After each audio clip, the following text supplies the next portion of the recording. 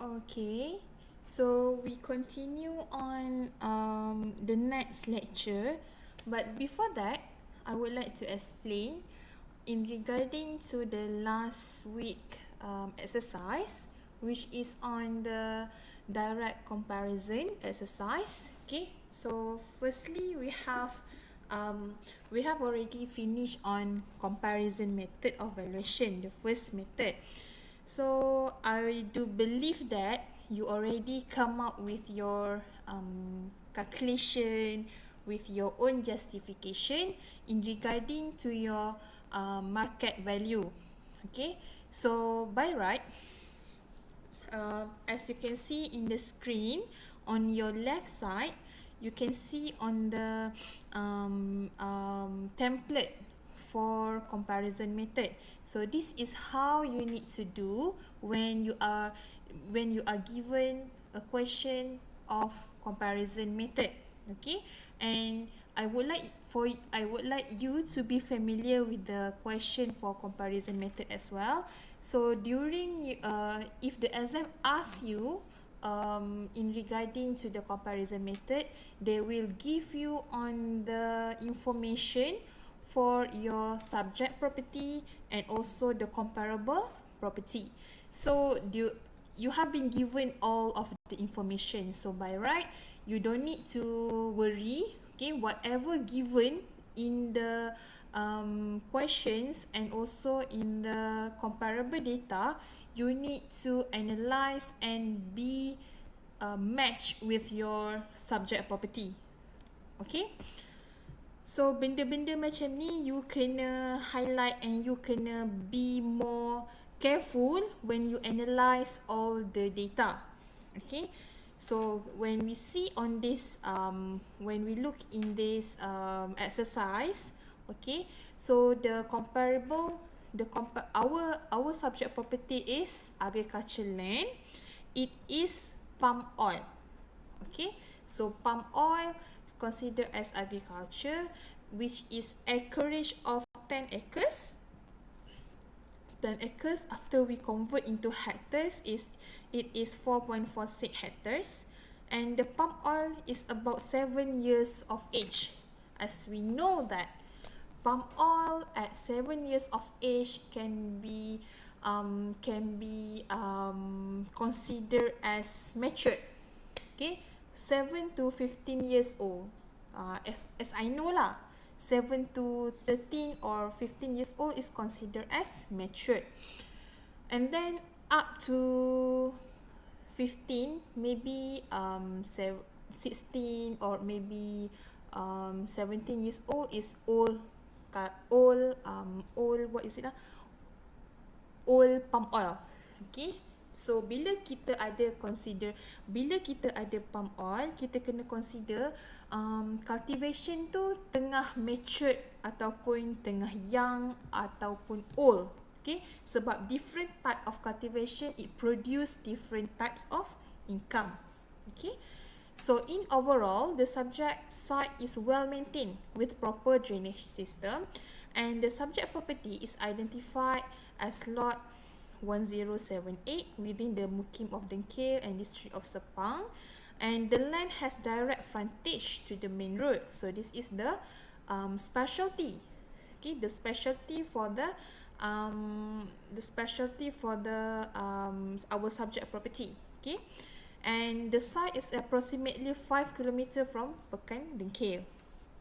Okay, and this is the comparable data given for you. Okay, lot 1127, same Mukim and district, transacted between mother and son for 100,000. Okay, and then the date of transaction will be on 11 November 2015, and it has an area measuring 5 acres. Okay, 5 acres is 2.02 hectares and cultivated with 10 years old rubber. Okay, kita ada rubber, and you have be in your mind our subject property is palm oil. Okay, it enjoys the road frontage as well. Okay, the second comparable is lot 1087, within same mukim and district measuring 8 acres. After we convert into hectares, it will be 3.23 hectares. Also transacted on market price for 1.28 million on 4 January 2016. Okay, the site is cultivated with 5 years old palm oil. Okay, we have to consider old palm oil as our subject property is matured palm oil. And the land enjoys a main road frontage as same as our subject property as well. The site appears to be well maintained, same to our subject property. And the last comparable is lot 2060 located same mukim, transacted for 154,000 per acre on 8 December 2012. And 10 acres of site is cultivated with 15 years old rubber tree. As I mentioned before, 15 years old is considered as old. And then the land is second layer lot to the road frontage. So this means like the comparable, okay, comparable C, it has not good as to be compared with our subject property. And also be in your mind, you have to know on the cultivation of the agriculture. Contohnya macam palm oil selalunya matured age start at 5 to 7 years old, so dia produce dia punya hasil. And then kalau untuk durian trees, so berapa umur untuk matured punya durian trees. Also untuk padi kan, the paddy plantation and orchard, okay, kebun, also selalunya rubber trees. Okay, selalunya rubber trees pun the common valuation that has been done by the valuer. So as a valuer, you need to know what age of this plantation considered as matured age. Okay, so dah habis kan soalan dia. Okay, let we see on the your left hand side on the calculation. So first thing first, you need to have the table. So the table here, you have the item is everything that you want to measure or you want to analyze. So you have the item, column for item. And after that, we have on the subject property information. So this is you label as subject property and you put all the information given in the question. Okay, you have to put all the information given in the question. So you can see here all the information that related with the subject property. Okay, and then after that you have comparable A. Comparable A, just now we have 3 comparables. Comparable A, and this one is column for adjustment. How much is the adjustment? Bear in your mind, you need to make adjustment for comparable property, not the subject property. Some students, they are confused. They are adjusting the subject property to be matched with comparable. It is totally wrong because we are now in the process of doing market value of subject property. So how come you would like to adjust the subject property? You need to adjust the comparable in order to get the market value as to be applied to subject property, right? So you cannot adjust to subject property. So whatever given information related to the subject property, you need to use. Okay, you cannot do adjustment for subject property. Bear in your mind. Okay, tak boleh. You tak boleh adjust sebab kita nak cari market value of our subject property. You kena ingat tu. Okay, and after that you have comparable B, and then adjustment column, and comparable C and adjustment column. Each of comparable you need to make adjustment. Cannot you cannot say like, oh, Madam Nabila, I want to adjust one comparable only. It's okay lah, because it can save my time. I cannot just put 3 comparables in one at one time. Cannot lah, I just only choose one. No. If the question give you 3 comparables, you need to apply for whole 3 comparables. Same as the practice by the valuers outside. Also, they have 3 to 5 comparables in order for them to get the base for market value. Faham? So, you tak boleh choose one sahaja. You kena buat 3 analisis dulu, so that you akan dapat a fair market value. Faham Kita tak boleh, valuer dia tak buat ambil sesuka hati. No, cannot. Dia kena ada basis dia. Okay, when they have basis, or within what price to what price, so they can estimate the basis of the price to be applied in subject property. Okay, as we can see here, all the item given in the question is lot number, area, cultivation, age of cultivation, frontage, and date of valuation, market value. And then after that, we want to get the market value for our subject property and the total adjustment. So basically, inilah information dia. Okay, so for our subject property, you need to insert. Okay, you need to insert whatever yang ada dekat dalam question. You kena insert dalam table. So lot number for our subject property, this is area of our subject property is 10 acres. Cultivation of subject properties, age of cultivation, so 7 years old, right? So 7 years old is considered matured age. So that's why I tulis kat sini, considered as matured age. Frontage is the main road, along the main road.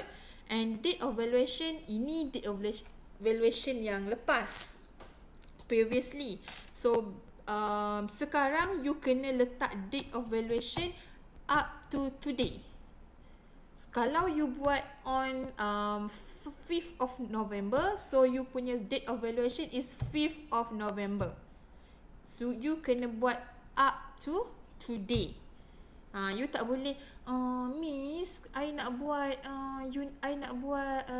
my birthday lah. Cannot. You kena, kalau dalam practice, valuer akan tulis tarikh date of valuation is the date you pergi inspection.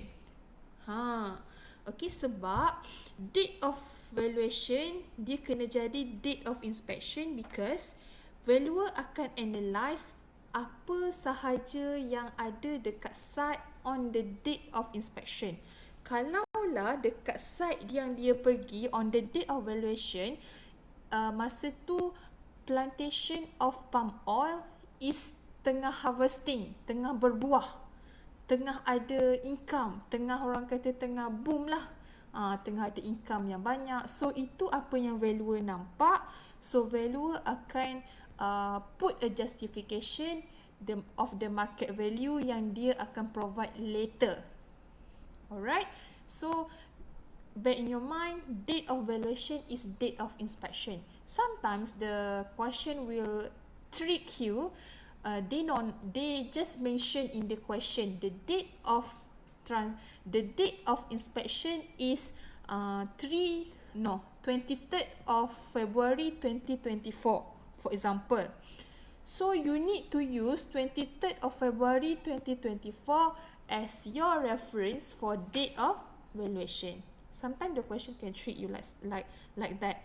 But somehow, if the question didn't give you the date of valuation for your subject property, so bear in your mind, you need to use the current date when you are answering the question.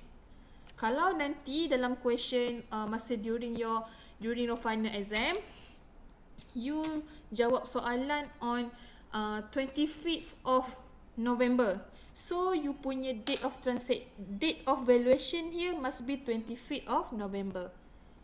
Okay. So sebab dia tak mention. Kalau tak mention, you kena guna. Kalau dia mention, the question already mention the date of valuation, use the date of valuation in the question given. Understand? Okay, alright. So this is the information that relate with the comparable A. We have lot number, we have the area, we have the cultivation. Remember, we got rubber, right? And we have age of cultivation, 10 years old rubber tree, which considered as matured as well, and the frontage is main road area. This is the date of valuation for comparable A, and this is the market value of the comparable A. Okay, so okay, and then we do the adjustment column for comparable A and subject property. Okay, adjustment 1, 2, 3 here, meaning this is adjustment comparable A for subject property. This one is adjustment comparable B with subject property. And same goes here, adjustment of comparable C with subject property. You need to compare comparable and subject property. Sometimes the students, they are comparing between comparable A and comparable B, comparable A with comparable C. It's not like that. You need to compare each of the comparable A, B and C with subject property. Okay, when we are talking about compare, we need to compare with one and one, right? So comparable and subject property. So here, as we can see, the comparable A and subject property, we have different land area, right? Betul tak? We have different land area, but somehow the land is agriculture land. It is same. The type of land is same, agriculture land, but they have they have different cultivation. So kalau land untuk comparable A is 5, comparable B is 10. Okay, we see on the comparable A here 5 and comparable subject property is 10, right? So 5 and 10, we see that 5 area of cultivation yang lagi besar, okay, adalah subject property. Comparable A ni kan dia kecil kan, size dia smaller. Okay, in the concept of agriculture, the smaller the better. Sebab bila kita ada tanah yang kecil, kita senang untuk jaga. We are easy in terms of maintenance, okay, in terms of costing, in terms of investing of money. When we have smaller land, I mention only for agriculture only, okay? You cannot purposely use to the other land as well. For agriculture land, the smaller the better. Sebab you tak perlu in terms of nak keluarkan duit, in terms of cost, you tak perlu maintain, you tak perlu high maintenance for your land. So that's why dalam konsep agriculture, the smaller the better. So meaning here, comparable A and subject property, meaning comparable A is better than subject property. Okay, when comparable A is better than subject property, so meaning we have negative adjustment. Why I put 15%? Because kita tengok dekat sini, beza dia around half, right? So maybe adjustment dia I consider half. Bila half tu I consider 10 to 15%. Sebab dia banyak dah. Kalau dia sikit je, kita just consider 5%, or kita akan guna 5, 15, 10 untuk senang kerja you lah. Dia punya number of adjustment tu, kalau you nak letak 13 ke 12 ke pun boleh, tapi untuk senang just guna 5, 10, 15, 20. It's easier for you lah. Okay, so I put negative 15 because comparable is better than subject property, so it's negative. kalaulah comparable is kalau subject property is better, betul tak? Kalau subject property is better than comparable, meaning we have positive adjustment. Kalau comparable is better than subject property, it's negative adjustment. Faham Okay, for cultivation, then we have rubber and palm oil. So rubber and palm oil dekat sini, kita tengok kalau dekat pasaran sekarang, kita consider dekat pasaran sekarang lah rubber dengan palm oil lagi better and marketable as to be compared with rubber. Rubber pun tak berapa, harga dia tu tak berapa untung sangat sebab kita dah ada artificial kan. So rubber orang dah tak nak sangat, kita dah boleh buat artificial rubber. Tayar pun sekarang orang dah tak pakai rubber yang betul-betul kan. Diorang dah ada orang kata the mixture, the mold, rubber mold yang memang fake punya rubber tu. So that's why kalau palm oil marketable dia lagi better, so meaning dekat sini subject property is better than comparable, so we have positive adjustment.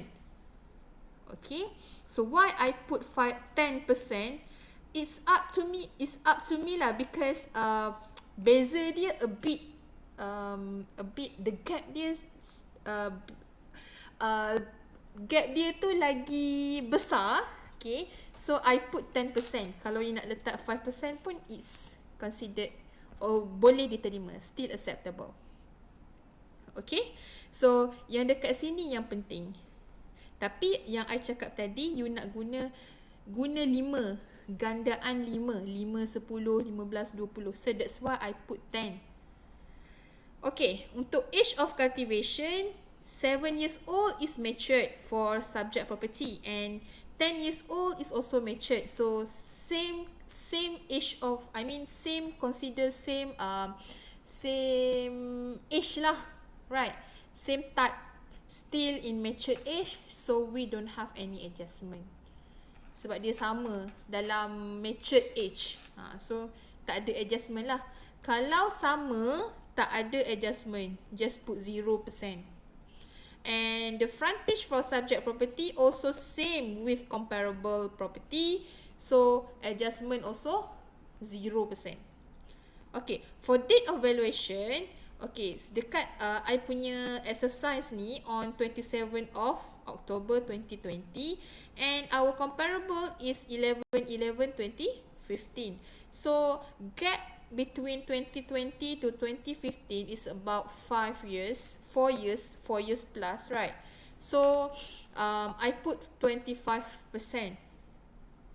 Okay, sebab dia dah, I consider 1% of appreciation, 1%, 1 year appreciation by 5%, I assume that. So bila ada 5 tahun, so appreciate by 25%. So maximum selalunya valuers akan guna 25 to 30%, or maybe can go to 35%. Okay, dia punya percentage ni. Kalau you tanya I, why I use 25? Because I assuming 1 year of appreciation value is 5%. So dekat sini ada gap 5 years. So sekarang lagi better. So meaning that subject property is better than comparable property. So appreciate by 25%. Okay. And then market value we just put here, and this is what we want to find lah, market value. Alright. So you can total up -15 plus 10 plus 25, you akan dapat positive 20%. Same goes to comparable B. You need to do one by one, analyze one by one. So lot number we cannot do adjustment. Okay, cannot do adjustment. 1127 is better than, cannot. This is orang kata nama. This is the name of the land. you punya nama dengan I punya nama. We cannot compare that. We cannot compare the name. Alright? So that's why we just put 000 here. Okay, for area, acres, right? Area dia must same. Okay, 8 acres and 10 acres. So meaning that comparable B have better area than our subject property. So we put the negative adjustment by 10%. Sebab 5% is 15 kan. Kalau 5%. 5 acres is I put negative 15. So kalau 8 acres I put negative 10. Okay. And then we have palm oil for comparable B, and our subject property is palm oil. So no adjustment for comparable property sebab same. Okay, same. Palm oil and also palm oil, no adjustment. Age of cultivation is 7 years old. And then our comparable B also 5 years old, considered as matured cultivation. So we don't have to put any adjustment by 0%. And then our frontage for subject property is main road, and our comparable B is main road. We don't have to put any adjustment sebab dia sama. Okay, kalau sama no need adjustment, so no. And then date of valuation is 4th of January 2016, and our date of valuation is 2020. So I put positive 20%. I appreciate 1 year by 5% kan. Kalau 4 years is around 20% lah. So I put appreciation by 20%. Kalau 5 years I put appreciation by 25 kan. Kalau 4 years I put appreciation by 20%. Contohlah tu. And then you akan calculate all the adjustment. Negative 10 plus 20, you akan dapat 10% of adjustment. Same goes to comparable C. You have to analyze each of the item. So lot number we not going to compare the acre. Okay, area dia sama, right? So our subject property have 10 acres and our comparable C also have 10 acres. So they no need adjustment in terms of land area. And then our cultivation for subject property is palm oil. Somehow our comparable C is rubber tree. So as you know that palm oil is better than rubber tree, so we have to put adjustment by positive 10%. Sebab kita punya subject property is better. When our subject property is better, we have to use positive adjustment. And then age of cultivation, 15 years old rubber tree, right? So 15 years old is considered old rubber tree. So consider old rubber tree, our subject property is matured. Tengah berbuah kan, matured. And meaning that our subject property is better than comparable. So when it is better than comparable, so we have to put positive adjustment, positive 10. Or you nak letak positive 5% pun boleh. But you have to make adjustment on that. And then the frontage, we have main road area for subject property, and our subject property is second layer. So meaning subject property has better. Okay, it is better than comparable C, so we put also adjustment by 10%. And then date of valuation, our subject property is on 2020, and our comparable is on 2012. So we put positive adjustment by 25%. Sebab dia dah 8 tahun. Okay, 2020 dengan 2012 ni dah 8 tahun. So kita put 25% or 30%, 35% pun boleh. So that's why I cakap, you as long as you ada own justification, your valuation can be accepted. Okay, kalau macam tu kan, you cakap dekat I, oh, meaning my answer will be different with my friends lah. Yes, surely your answer will be different with your friends. Because of what? In real life, when you are appointing a valuer, different valuer has different value. Betul tak? Kalau you pergi dekat valuer kan, you suruh valuer tu estimate the market value. You pergi valuer dekat Kajang, oh this one is the market value dia lain. You pergi valuer dekat Shah Alam, lain. Padahal same types of property. So benda macam tu, dia as long as you have own justification kenapa you put this value, then your value can be accepted. So macam tu dia punya konsep. As long as you ada justification, kenapa you letak this figure, kenapa you adjust banyak, kenapa you adjust sikit.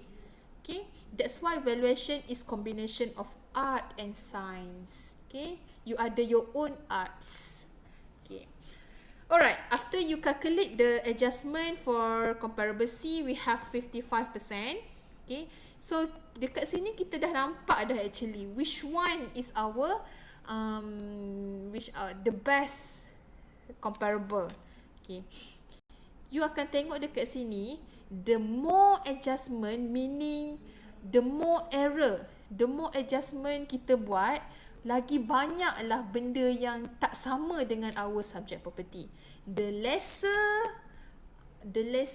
total adjustment is better, sebab kita boleh nampak yang bila kita buat adjustment sedikit sahaja, kita boleh assume that comparable is alike with our subject property. Nak sama kan? More similar with our subject property. Okay, dekat sini kita nampak that comparable B has least number of adjustment by 10%. So kita tengok nanti macam mana.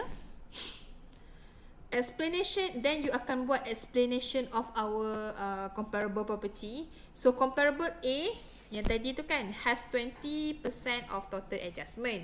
It has similar cultivation age. You cakap balik apa yang you dah analyse. Okay, it has similar cultivation age with subject property which is matured cultivation. It has also main road frontage, also similar with subject property. However, it cannot be considered as the best comparable to value subject property because it has different cultivation types and area. So kita refer balik yang tadi, dia adalah rubber tree and area dia pun adalah 5 acres. The date of transaction for comparable A is also outdated and not recent. Faham? Sebab dia lapse by 5 years. Okay, and then you choose, okay, comparable B. You analyze for all the comparable.